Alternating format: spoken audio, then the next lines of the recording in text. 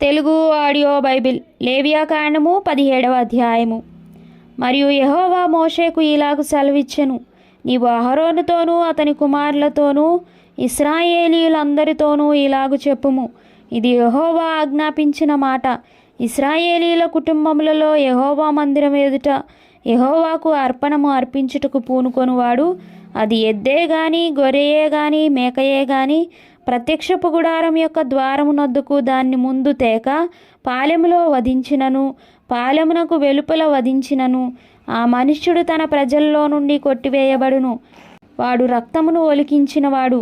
ఇశ్రాయేలీయులు బయట వధించున్న బలి పశువులను ఇక బయట వధింపక యెహోవా పేరట యాజకుని యొద్దకు ప్రత్యక్షపు గుడారముల యొక్క ద్వారమునకే తీసుకొని వచ్చి సమాధాన బలిగా అర్పించునట్లు ఆ మనుష్యుడు జనుల్లో నుండి కొట్టివేయబడవలెను. యెహోవాకు ఇంపైన సువాసన కలుగునట్లు యాజకుడు ప్రత్యక్షపు గుడారం యొక్క ద్వారమునొద్దనున్న యెహోవా బలిపీఠం మీద వాటి రక్తమును ప్రోక్షించి వాటి క్రొవ్వును దహింపవలెను. వారు వ్యభిచారులై అనుసరించుచూ వచ్చిన దయ్యముల పేరట వధించినట్లు ఇక మీదట తమ బలి పశువులను వధింపరాదు. ఇది వారి తరతరములకు వారికి నిత్యమైన కట్టడ.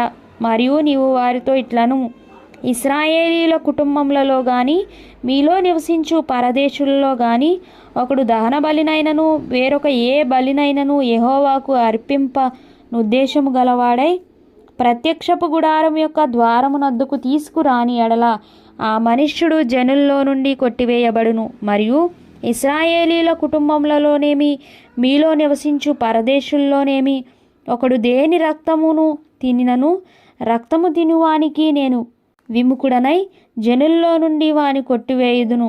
రక్తము దేహమునకు ప్రాణము.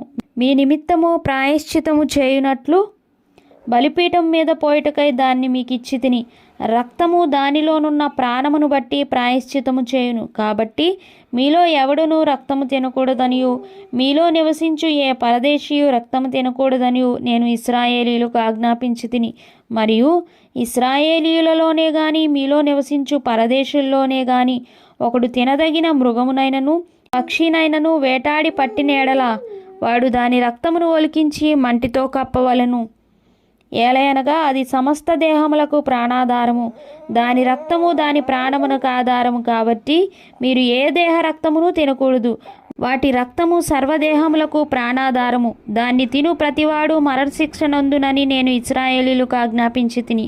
మరియు కళేబరమునైనను చీల్చబడిన దానినైనను తిను ప్రతివాడు దేశమందు పుట్టినవాడేమి పరదేశి ఏమి వాడు తన బట్టలను ఊదుక్కొని నీళ్లతో దేహమును కడుక్కొని సాయంకాలం వరకు అపవిత్రుడగును, తరువాత పవిత్రుడగును. అయితే వాడు వాటిని ఉదుకు కొనకయు తన దేహమును కడుక్కొనకయు ఉండిన ఎడల వాడు తన దోష శిక్షను భరించును.